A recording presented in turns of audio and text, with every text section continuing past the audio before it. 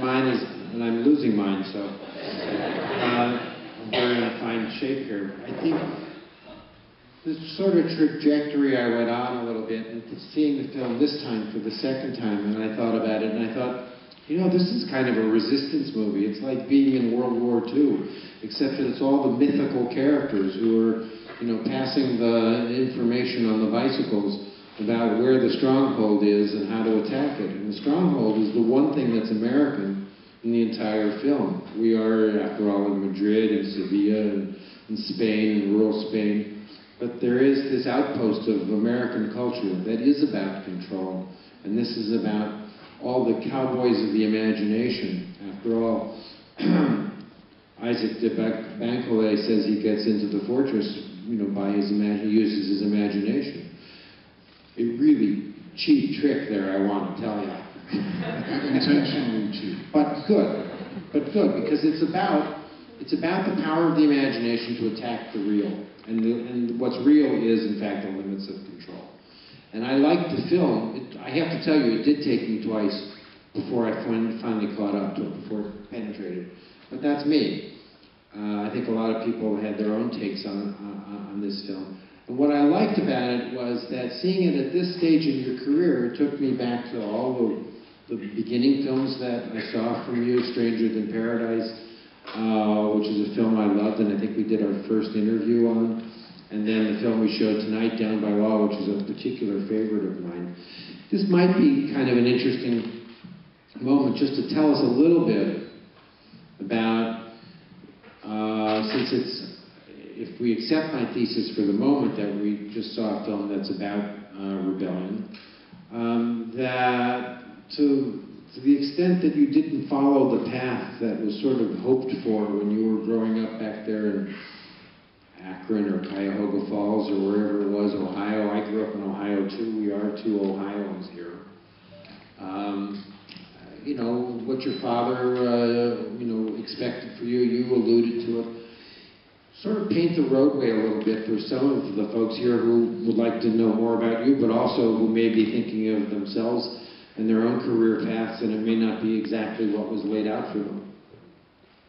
Well, before that, I just want to say one more thing about Limits of Control. The title, to me, has a double interpretation.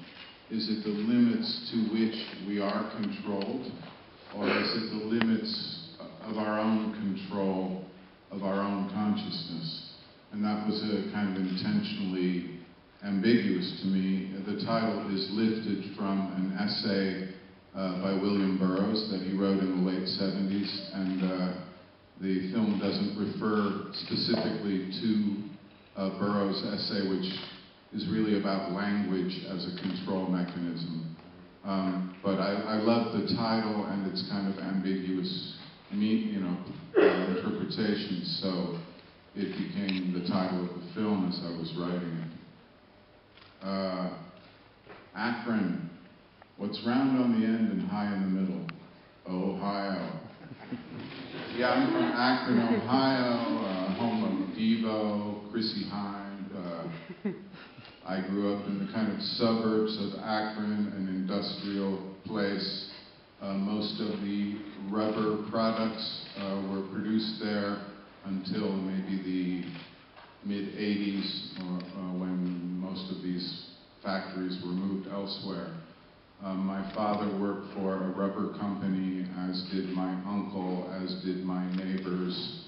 Everyone worked for Goodrich, Goodyear, Firestone, General Tire, whatever. So it was a very industrial place based on rubber products. There wasn't much culturally there going on. When I was a young teenager, a friend of mine had an older brother, and we sneaked into his room when he wasn't there and investigated his secret stash of records by John Coltrane and Frank Zappa, books by William Burroughs and Terry Southern, and sort of devoured those things as being sort of clandestine. They started making me realize, as did images from Andy Warhol's factory, that there was another world outside of Akron. Almost all of my friends, when we were in our late teens, left Ohio and either went west to California or east, as in my case, to New York. And, you know, just looking for something else. In Akron, we had a few good rock and roll and soul radio stations, also a country radio station. So I absorbed that music voraciously out of a little transistor radio. It was a lot of sort of American car culture. So there was only, you know, those things to interest you. If you were a, you know, girl, it was like girls, cars, rock and roll, kind of. That was the only things that seemed to mean anything. I mean, girls, if you were inclined toward girls. So, yeah, I don't know. My father was not really very aesthetic. I don't think he could really tell the difference between Mantovani and Mozart's music. He was very busy and tired all the time and worked like a maniac.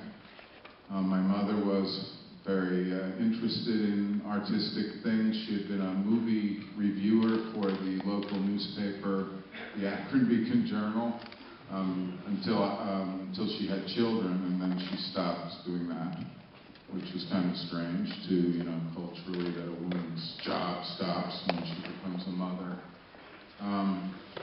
I had a very interesting grandmother, my mother's mother, who gave me on my 16th birthday the translations of Proust, and gave me a lot of art books. She had been a school teacher, had very little money. She used to trade antiques to gypsies and stuff like that out of her basement. So she was very influential to me in some way. But I got out of there at some point and started exploring more of the world. Well, you used school to study film and learn filmmaking variously between, I think you started at Northwestern and then went to Columbia and then NYU, Paris, etc. And you were able to ease your way into filmmaking that way. And there are numerous people who have, I guess, been credited with being the father of American independent cinema, going all the way back to, in my lifetime, John Cassavetes, and then other people say John Sayles.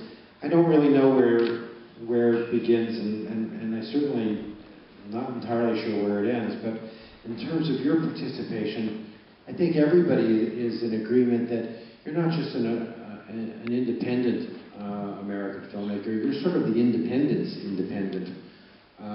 You're the guy who really has gone on his own path, both aesthetically, in terms of the stories that you're committed to, and in terms of financing. You've combed the world for financing, and you started doing it back in the 80s when you were still a pup. You were finding money in Germany, you were finding money in Japan. You had the help of various sales people to do that.